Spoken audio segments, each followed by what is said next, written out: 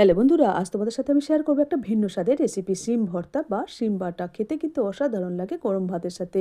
রেসিপিটা বানানোর জন্য প্রথমে আমি শিমগুলো ধুয়ে পরিষ্কার করে বয়েল করতে দিয়েছিলাম। বয়েল হয়ে গেলে শিমগুলো তুলে নিয়ে একটা ছাঁকনির মধ্যে দিয়ে দেবো জলটা ঝরে যাওয়ার জন্য। এইবার কড়াইয়ে সরষের তেল দিয়েছি, তেলের মধ্যে দিয়ে দিলাম একটা গোটা কুচানো কাঁচা পেঁয়াজ। কাঁচা পেঁয়াজটা দিয়ে একটু নাড়াচাড়া করে নেব।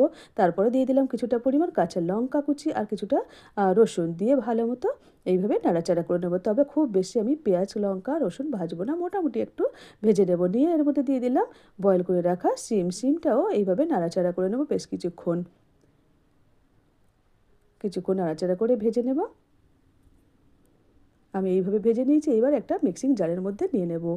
নিয়ে শিম আর পেঁয়াজের একটা পেস্ট বানিয়ে নেব। পেস্ট বানানো হয়ে গেছে। এইবার কড়াইয়ে সরষের তেল দিয়ে তেলের মধ্যে দিয়ে দিলাম 2 থেকে 3টে শুকনো লঙ্কা আর কিছুটা পরিমাণ কালো জিরের ফোড়ন দিয়ে দিলাম। দিয়ে একটু নেড়ে চেড়ে নিয়ে ওর মধ্যে দিয়ে দিলাম এই শিমের পেস্টটা দিয়ে ভালো মতো নাড়াচাড়া করে নেব।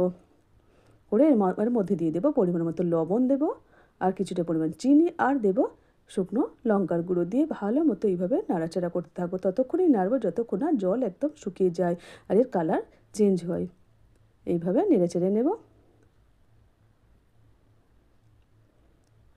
এর মোটামুটি জলটা শুকনো হয়ে এসছে, কালারটাও চেঞ্জ হয়ে গেছে। তো একটু নাড়ে চেড়ে নিয়েই নামিয়ে নিলেই রেডি শিম ভর্তা। তো বন্ধুরা, আমার এই শিম ভর্তা রেসিপিটা তোমাদের কেমন লাগলো অবশ্যই কিন্তু কমেন্ট করে জানিও। গরম ভাতের সাথে খেতে দারুণ লাগবে। একবার বাড়িতে ট্রাই করে দেখো, ভীষণ ভালো লাগে খেতে।